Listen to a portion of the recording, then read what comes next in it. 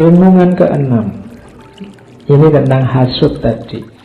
Hasad dan dengki kepada orang lain sebenarnya tidak menyakiti orang lain itu, tetapi meracuni diri sendiri. Orang yang mengatakan bahwa orang yang didengkinya itu telah jatuh adalah alamat bahwa ia sendiri telah mengakui bahwa orang itu tinggi, sebab tidak ada orang di bawah yang jatuh. Penyakit dengki merupakan gejala kehilangan kepercayaan pada diri sendiri. Orang dapat melihat tanda kedengkian pada wajah orang yang dengki, karena wajah itu tidak pernah jernih, kerut selalu, katanya Hamka. Jadi ingat-ingatlah kalian tadi yang punya rasa dengki. Saya bilang tadi, senang kalau lihat orang lain susah, susah kalau lihat orang lain senang, biasanya pada musuhmu, kubu sebelahmu. Ingat-ingatlah bahwa kedengkian itu tidak berefek apapun pada orang yang kamu benci. Efeknya pada dirimu sendiri. Batinmu gelap, batinmu rusak, rohanimu rusak.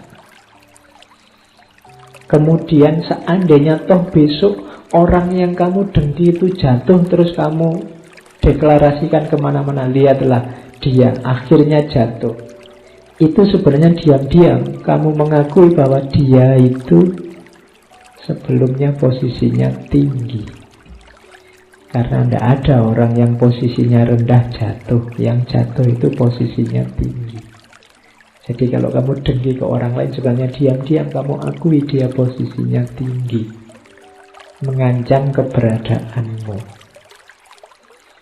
Yang ketiga, dengki menunjukkan bahwa kamu tidak percaya pada dirimu sendiri. Hidupmu menurutmu bergantung pada jeleknya dia, kemudian susutnya hidupmu karena baiknya dia. Jadi berarti apa? Kamu tidak percaya dirimu sendiri. Kalau kamu sudah percaya dirimu baik, dirimu berkualitas, kamu tidak butuh orang lain seperti apapun, monggo. Saya sudah baik di sini, di jalur ini. Tapi kamu sibuk dengan orang lain menunjukkan kamu tidak percaya pada dirimu sendiri. Itu yang ketiga katanya Hamka. Dan yang keempat, orang dengki itu akan kelihatan di wajahnya. Wajahnya mesti tidak enak dilihat, selalu muram, selalu mengkerut, jadi mencurung terus. Diajak ngomong juga tidak enak. Kalau kamu punya teman semacam itu, jangan-jangan ada kedengkian dalam dirinya. Kalau kamu ngobrol sama seseorang kok nyebeli banget, nonton wajah itu perutmu mulus, ini ya orang ini, itu mungkin jangan-jangan ada kedengkian. Katanya Hamka, wajahnya kerut selalu, tidak senyum, susah sekali senyum pada siapapun. Oh, itu biasanya ya dalam hatinya ada kedengkian. Padahal ajarannya Rasulullah kan umat Islam itu disunahkan senyum, kemana-mana senyum, pada siapapun senyum. Rasulullah itu punya ciri basam itu selalu tersenyum. Bahkan tidak senyum pun orang dekat dia rasanya kayak Rasulullah itu senyum terus. Jadi orang rasanya nyaman dibandingkan orang yang masem terus wajahnya. Diajak berguru yang lain ketawa dia merengut. Ya, itu kan tidak enak. Kalau punya teman tidak fleksibel, tidak luas. Itu katanya Hamka, cirinya orang di hatinya banyak hasudnya. Tidak senang lihat orang lain senang, dan senang lihat orang lain susah. Terus yang ketujuh, kalau ini tentang cinta. Pernah kulihat seorang pemuda membonceng gadis pujaannya dengan sepeda di jalan yang mendaki. Keringatnya bercucuran telah mengalir di dahinya, namun dia senyum juga dan dikayuhnya juga. Melihat itu, berkatalah aku dalam hatiku, kalau hati telah jatuh cinta, yang berat rasanya jadi ringan. Pendakian dirasa tanah datar saja. Kepayahan dijadikan satu bingkisan kasih kepada si jantung hati. Itu kan wajarlah bila ada orang-orang ahli tasawuf yang jatuh pingsan seketika mendengar nama kekasihnya disebut orang Allah.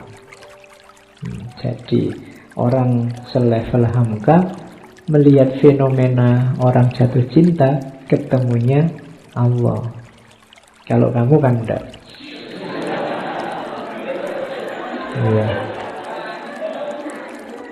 Ya, kalau kamu ada mungkin kamu sibuk, wah, dipoto dari jauh terus diupload. Kalau Hamka, saya bilang tadi sekeliling kita itu kan pelajaran. Jadi dari orang yang sedang berkasih-kasihan, sedang menjalin cinta, di pikirannya muncul, oh berarti ahli tasawuf itu yang sampai segitunya berhadapan dengan Allah, masuk akal. Bahkan disebut namanya Allah saja, wajilat qulubum. Wajilat qulubum itu kayak kamu jatuh cinta sama siapa, terus ada orang menyebut nama kekasihmu, itu kan hatimu bergetar. Ya kayak kamu naksir siapa, terus ada orang nyebut-nyebut nama kekasihmu, kan kamu bergetar. Jangan-jangan ada yang lain nih, gitu. Nah, para sufi juga begitu. Begitu disebut nama Allah, hatinya bergetar. Ini kekasihku yang disebut. Dan kamu kalau sama kekasih kan ingin ketemu terus. Bagaimana para sufi? Momen Isra Mi'raj itu sebenarnya juga momen pertemuan dua kekasih yang saling mencintai. Allah sangat mencintai Rasulullah, dan Rasulullah pasti sangat mencintai Allah. Dari momen Isra Mi'raj itu bisa kamu jadikan ini momen cinta. Tidak harus Valentine Day. Jadi ini pertemuan dua kekasih. Dan jangan lupa pertemuan dua kekasih ini membawa kekasihnya yang lain, yaitu umatnya. Rasulullah sangat mencintai kita, sebagaimana Allah juga sangat mencintai kita. Yang masih dipertanyakan apakah kita juga mencintai Allah dan Rasulullah. Problemnya di situ. Kamu tanya sendiri dirinya, kamu relasimu sama Allah, sama Rasulullah itu namanya sudah relasi cinta apa belum? Tapi kalau Allah ke kita, Rasulullah ke kita, itu pasti cinta. Saking cintanya sama kita, dikasih kewajiban sholat 50 waktu, dinego bolak-balik. Karena yang dipikir kita, kalau Rasulullah sendiri sholat 50 tidak masalah, 100 juga tidak masalah. Cuma mikir umatnya. Mungkin yang dipikir umat Islam yang jauh kayak Indonesia ini, wah orang Indonesia kecil-kecil, males-males, 5 waktu aja bolong-bolong, apalagi 50, bayangannya ngono mesti. Oke, terus nomor 8. Jika enggak, kalau ini tidak boleh tersinggung, ada kalimat yang mungkin menyinggung. Jika engkau seorang yang suka pidato, janganlah segera engkau lupa daratan melihat orang bergembira bertepuk tangan. Di samping tepuk tangan karena tertarik oleh pidatomu, ada pula tepuk tangan yang menyuruh engkau lekas berhenti. Ya, ada pula pendengar yang menangis karena rupanya asyik mendengarkan pidato atau khutbahnya seorang khotib. Bukan karena tertarik isi pidato, hanya dia menangis karena setelah diperhatikannya, janggut orang yang berpidato serupa benar dengan janggut. Ya, makanya itu tadi sensitif ya. Tapi tulisannya memang begini. Ini untuk penceramah. Maksudnya apa? Ya penceramah itu untuk kepentingannya masyarakat. Harus peka, harus paham situasi yang diceramahi. Jadi jangan menang-menangan sendiri. Kalau jamaahnya sudah banyak yang ango, banyak yang ngantuk, ya disudahi. Etikanya begitu. Harusnya sudah tak tutup tadi jam 8:30. Ya. Jangan mentang-mentang itu. Kalau banyak yang tepuk tangan, banyak yang ketawa-ketawa, jangan-jangan itu bukan ketawa gembira, tapi ketawa mbok yo nang wis gitu. Mbok yo segera selesai, kamu keras-kerasin ketawanya itu bukan karena nang. Mbok segera selesai Pak, itu sudah ngantuk nih. Bisa begitu, harus peka. Jangan mentang-mentang penceramah sak karepmu dhewe. Kalau ada yang nangis-nangis dengan ceramah, ya mungkin bukan karena nangis mendengarkan omonganku yang macam-macam, tapi kamu nangis ini gak selesai-selesai, kapan selesainya? Jadi orang-orang yang bertanggung jawab pada masyarakat, para pemimpin, pekalah terhadap masyarakat yang dipimpinnya. Itu nasihatnya. Terus yang ke-9, kalau ini saya baca langsung paham. Ada 3 macam manusia menempuh medan pertempuran. Satu macam martabat pertama ialah orang yang berilmu pengetahuan tetapi tidak berusaha dan bekerja. Orang ini laksana prajurit yang tampil ke medan perang tapi tidak mempunyai keberanian. Martabat kedua ialah orang yang bekerja dan berusaha tetapi tidak berilmu pengetahuan. Orang ini laksana seorang prajurit yang gagah perkasa, tampil ke medan perang tetapi tidak bersenjata. Orang yang gagah perkasa tetapi tidak bersenjata masih lebih baik daripada orang yang tidak berani seperti yang pertama tadi. Martabat yang ketiga ialah orang yang berpengetahuan dan bekerja. Mereka adalah prajurit yang gagah perkasa, tampil ke medan perang dengan senjata lengkap. Inilah martabat yang setinggi-tingginya. Ya ilmu, ya amal. Ada orang yang punya ilmu tapi tidak mau beramal. Ada orang yang beramal saja tapi ilmunya kurang. Dari 2 orang ini masih mending yang beramal saja ilmunya kurang. Nanti dia lama-lama bisa nambah ilmu dibandingkan orang yang ilmunya banyak tapi tidak mau beramal. Secara kuantitas kualitas masih lebih baik yang kedua. Tapi yang paling baik harusnya ya ilmunya dalam, amalnya juga luas. Gampang-gampangannya itu. Untuk budi yang ke-9. Yang ke-10, kalau berlainan pendapat mengenai suatu masalah telah mulai dipertentangkan, kebenaran akan robek karena masing-masing pihak memperebutkannya. Dan apabila pertengkaran dilanjutkan, maka berpindahlah pandangan dari masalah kepada orangnya.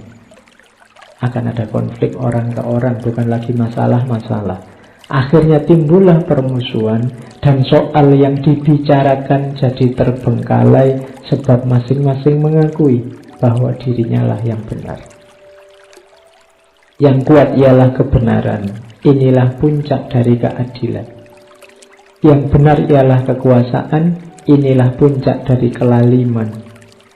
Sebab selanjutnya ialah aku benar sebab aku kuat. Jadi katanya Hamka, hati-hati kalau ada konflik ya. Konflik yang berlebihan justru akan menggeser kita dari kebenaran. Kenapa? Karena kita akan nyari argumen yang penting menang tadi. Pada akhirnya terus geser ke orang. Geser ke orang itu gimana caranya aku menaklukkan dia, bukan gimana caranya aku menemukan kebenaran. Begitu geser ke orang, logikanya berarti apa? Bukan lagi kebenaran, tapi siapa yang lebih kuat. Jadi aku kuat maka aku benar. Harusnya kan aku benar maka aku kuat. Yang kuat ialah kebenaran. Awalnya orang nyari kebenaran itu kan, aku nyari kebenaran biar kuat. Tapi begitu konflik, lama-lama logikanya dibalik.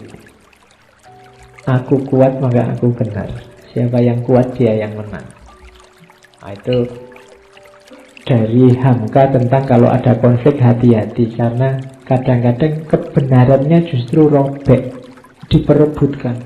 Bayangannya kayak kertas itu diletakkan jadinya robek. Akhirnya orang geser dari substansi permasalahannya. Yang terjadi menang-menangan, ingin saling menaklukkan. Sehingga logikanya kemudian siapa yang menang, dia yang benar. Ini yang harus kita cermati. Jangan sampai kita jatuh dalam situasi itu. Pada akhirnya kita akan justru kehilangan kebenaran. Yang ke-11, kalau kita ingin mencari kebenaran, hendaklah kita mengenal batas pikiran kita. Orang yang tidak pandai membatasi diri selalu berjumpa dengan kesalahan-kesalahan yang mencolok. Mengetahui tidak tahu atau belum tahu dalam hal yang tidak atau belum kita ketahui adalah yang pertama kita jumpai. Kebenaran kita, mengakui kebenaran pertama itu adalah pintu gerbang untuk mendapat kebenaran selanjutnya. Jadi, kalau kita mencari kebenaran, sadari keterbatasanmu dulu. Sadari hal-hal yang kamu tidak mampu dulu. Kuncinya di situ. Sebelum kamu tahu kan diawali dari tidak tahu. Berarti apa? Kamu itu terbatas karena kamu tidak tahu. Itu kebenaran pertama. Setelah itu baru kamu belajar sehingga kamu tahu. Kalau kamu ingin bebas, syaratnya apa? Ketahuilah di mana kamu terbatas. Karena kalau kamu tidak ngerti batasmu, ya kamu tidak tahu kamu itu sudah bebas apa belum. Untuk bisa bebas kan kamu harus tahu batas-batasmu selama ini apa. Terus kamu meluaskan batasmu sehingga kamu bebas. Tapi kalau kamu tidak ngerti batasmu, ya kamu tidak bisa bebas. Nah, itu nasihat selanjutnya dari Hamka. Ada nasihat lagi. Ini untuk yang kritis-kritis, yang pinter-pinter. Orang Islam di zaman modern selalu menganjurkan ijtihad. Dan ijtihad adalah hasil dari kemerdekaan berpikir. Tetapi kerap kali kejadian orang yang telah mengeluarkan pendapat dan kebebasan pikirannya amat fanatik mempertahankan pendapat itu dan memaksa supaya pikiran orang lain sejalan dengan pikirannya. Kadang-kadang kalau orang mengeluarkan pendapat yang berlainan dengan pendapatnya, orang itu dianggap lawan atau musuhnya. Ijtihad kritis iya. Cuma kadang-kadang kita yang pinter-pinter, mereka yang pinter-pinter, yang berijtihad karena memang makomnya sudah tinggi, yang kritis karena memang level pengetahuannya tinggi, sering-sering justru terjebak, kemudian jadi fanatik pada pendapatnya sendiri. Padahal ijtihad itu kan pendapatnya sendiri semula. Pendapatku sifatnya subjektif, miliknya si mujtahid. Tapi kemudian dia merasa orang harus ikut pendapatku. Terus jadi fanatik. Kalau ada orang tidak cocok dengan pendapatnya, dianggap sesat.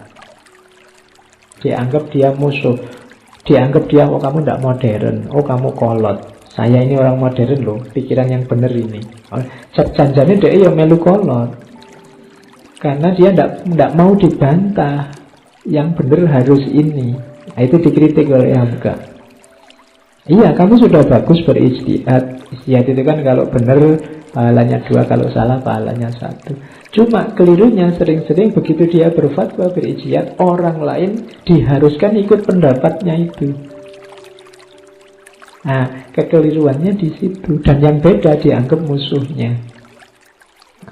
Harus diluruskan lagi karena dia berijtihad sesuai ilmunya, mungkin ya orang lain, mujtahid yang lain berijtihad di level ilmunya juga, tidak masalah, tidak harus dipaksa sama. Wong itu sama-sama derajatnya ijtihad. Oke, terakhir, kalau ini kalimat paling akhir dari buku Lembaga Budi.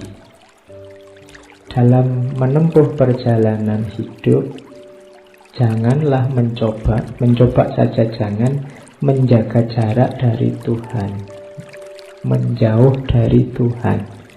Sebab kendali yang sebenarnya terpegang di tanganmu. Karena pasti Allah yang ngatur segalanya. Betapapun kita memegang kemudi bahtera menuju pelabuhan yang dicita-citakan, namun yang menentukan arah angin ialah Dia. Memegang kemudi itu kita punya alat namanya pikiran, kita punya fasilitas-fasilitas di dunia ini, itu kayak memegang kemudi, tapi jangan lupa yang menguasai arah angin adalah Allah. Sebelum sampai ke tempat perhentian, jangan lekas puas dan gembira jika nasib selamat, tetapi bersyukurlah. Kayak kita ini kan belum sampai final, jangan puas dulu, jangan gembira dulu. Perjalanan masih panjang, tapi kita syukuri saja tahap demi tahap kehidupan kita. Alhamdulillah kita masih diberi kesempatan untuk sadar, diberi kesempatan untuk nambah ilmu, bersyukur terus. Dan jika angin ribut mengguncang bahtera sehingga seakan-akan tiang akan patah, janganlah terguncang jiwamu, sebab sesudah angin ribut itu alam akan terang kembali. Sebab itu hendaklah sabar. Ada kesulitan, ada masalah, sabarlah. Masalah pasti akan berlalu. Kalau tidak, tunggu saja, pada saatnya pasti berlalu. Kalau enggak, Pak, percaya saja pada Allah. Terus imbangkan pelajaran hidup antara syukur dan sabar. Jadi hidup kita ini rangkaian dari syukur, sabar. Formulanya bisa kadang-kadang syukur, sabar. Atau kadang-kadang sabar, terus syukur. Pokoknya antara rangkaian syukur dan sabar. Ada yang tidak enak, sabar. Ada yang enak, bersyukur. Tidak enak, sabar, enak, bersyukur. Jadi dari syukur ke sabar, dari sabar ke syukur, begitu terus. Dan tidak usah galau dengan perhitungan terakhir. Perhitungan laba dan rugi bukan di tengah pelayaran, tetapi di tempat perhentian terakhir. Kalau kita istiqomah dengan syukur dan sabar kita, insya Allah